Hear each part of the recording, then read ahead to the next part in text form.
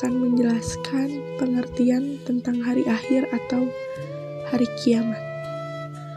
Hari akhir atau hari kiamat adalah hari akhir kehidupan seluruh manusia dan makhluk hidup yang harus kita percayai kebenaran adanya yang menjadi jembatan menuju kehidupan di akhirat yang kekal dan abadi. Iman kepada hari kiamat adalah rukun iman yang kelima. Hari kiamat atau hari akhir diawali dengan tiupan trompet sangkakala oleh malaikat Israfil untuk menghancurkan bumi beserta seluruh isinya. Hari kiamat tidak dapat diprediksi kapan akan datangnya, karena merupakan rahasia Allah Subhanahu wa Ta'ala yang tidak dapat diketahui oleh siapapun. Namun demikian, kita masih bisa mengetahui kapan datangnya hari kiamat dengan melihat tanda-tanda yang diberikan oleh Nabi Muhammad SAW. Orang yang beriman kepada Allah Subhanahu wa Ta'ala dan berbuat kebaikan akan menerima imbalan surga yang penuh kenikmatan, sedangkan bagi orang-orang kafir dan penjahat akan masuk neraka yang sangat pedih siksanya. Dengan beriman kepada hari kiamat, kita akan didorong untuk selalu berbuat baik, menghindari perbuatan dosa, tidak mudah putus asa, tidak sombong, tidak takabur, dan lain sebagainya. Karena segala amal perbuatan yang kita dicatat oleh malaikat digunakan sebagai bahan referensi apakah kita masuk surga atau neraka. Selanjutnya, kiamat atau hari akhir terbagi menjadi dua. Yang pertama, kiamat sugro atau kiamat kecil. Kiamat sugro atau kiamat kecil yaitu berupa kejadian atau musibah yang terjadi di alam ini, seperti kematian setiap saat, banjir bandang, angin beliung, gunung meletus, gempa bumi, peperangan, kecelakaan, kendaraan, kekeringan yang sangat panjang, hama, tanaman yang merajalela. Keseluruhan rangkaian kejadian tersebut di atas ditinjau dari segi akidah merupakan pengertian dari Allah Subhanahu wa Ta'ala. Bagi umat yang beriman, hal ini merupakan pengertian dan ujian. Sedangkan bagi umat yang ingkar atau kafir merupakan siksaan atau azab dari Allah Subhanahu wa Ta'ala. Allah berfirman dalam surat Al-Baqarah ayat 155 dan 156, dan sesungguhnya akan kami berikan cobaan kepadamu dengan sedikit ketakutan, kelaparan, kekurangan, harta, jiwa, dan buah-buahan, dan berikanlah berita gembira kepada orang-orang yang sabar, yaitu orang-orang yang apabila ditimpa musibah, mereka mengucapkan innalillahi wa inna ilaihi raji'un. Quran Surat Al-Baqarah ayat 155 sampai 156. Firman-Nya Allah Subhanahu wa Ta'ala Surat Ali Imran ayat 137. Sesungguhnya telah berlalu sebelum kamu sunnah-sunnah Allah, karena itu berjalanlah kamu di muka bumi dan diperhatikanlah bagaimana akibat orang-orang yang mendustakan rasul-rasul. Quran Surat Ali Imran ayat 137. Berikut adalah tanda-tanda kiamat kecil. Tanda-tanda kiamat kecil ini terbagi menjadi 12. Yang pertama, diutusnya Nabi Muhammad SAW sebagai nabi terakhir.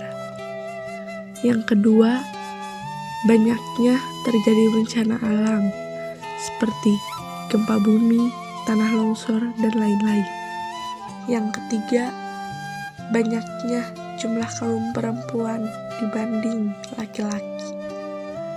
Dan yang keempat, adanya golongan besar yang saling membunuh, namun sama-sama mengakui dirinya untuk memperjuangkan agama Islam. Fitnah yang merajalela dengan menimpa kehidupan manusia. Yang keenam, banyaknya jumlah pembunuhan disebabkan yang sepele atau kecil. Ketujuh, segala hal atau urusan dipegang oleh bukan ahlinya. Kedelapan, manusia tidak memperdulikan lagi ilmu agama. Kesembilan, adanya laki-laki yang telah menyerupai wanita ataupun sebaliknya. 10. Timbulnya pergaulan bebas antara laki-laki dan perempuan. 11. Merajalelanya kemaksiatan. Dan yang terakhir, minuman keras rajalela. Dan selanjutnya, kiamat kubro atau kiamat besar. Kiamat kubro atau kiamat besar yaitu dan itu kepadanya. Quran Surat Al-Jajalah 1-5. Masa kehancuran seluruh alam semesta secara massal dan berakhirnya kehidupan alam dunia, serta hari mulai dibangkitkan semua manusia yang sudah mati sejak zaman Nabi Adam sampai manusia terakhir untuk menjalankan proses kehidupan berikutnya sebagaimana dijelaskan dalam Al-Quran Surat Al-Jajalah.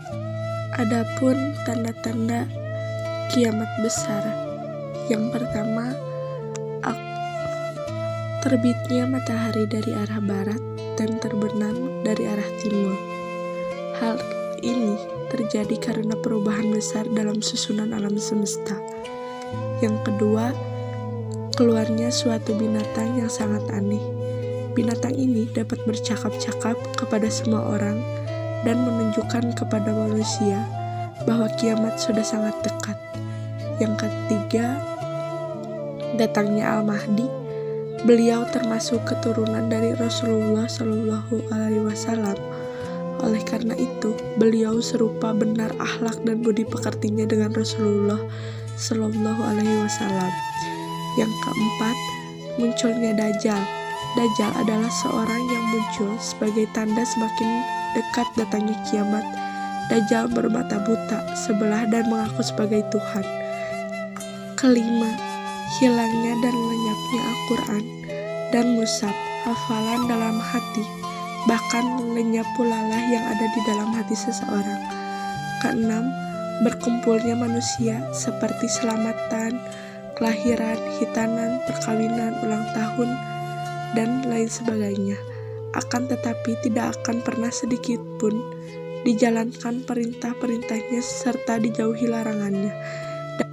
Dan yang terakhir, turunnya Nabi Isa alaihi salam.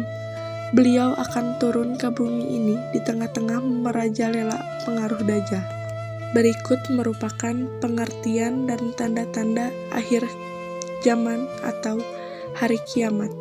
Dan selanjutnya peristiwa setelah hari akhir. Yang pertama, alam barja. Alam barja juga disebut alam kubur. Di alam barja manusia sudah dapat merasakan balasan amal baik dan buruk. Selanjutnya, Yaumul Ba'as. Yaumul Ba'as artinya hari kebangkitan, yaitu hari kebangkitan di seluruh umat manusia sejak Nabi Adam hingga manusia terakhir di alam kubur setelah malaikat Israfil meniup sangkakala yang kedua. Dan yang ketiga, Yaumul Mahsyar. Yaumul Mahsyar adalah hari berkumpulnya seluruh umat manusia setelah manusia dibangkitkan dari alam kubur. Manusia digiring dan dikumpulkan di padang mahsyar. Yang keempat, Yaumul Mizan. Yaumul Mizan yaitu dari penimbangan amal baik dan amal buruk yang dilakukan manusia selama hidupnya. Berikut merupakan pengertian dan penjelasan tentang hari akhir.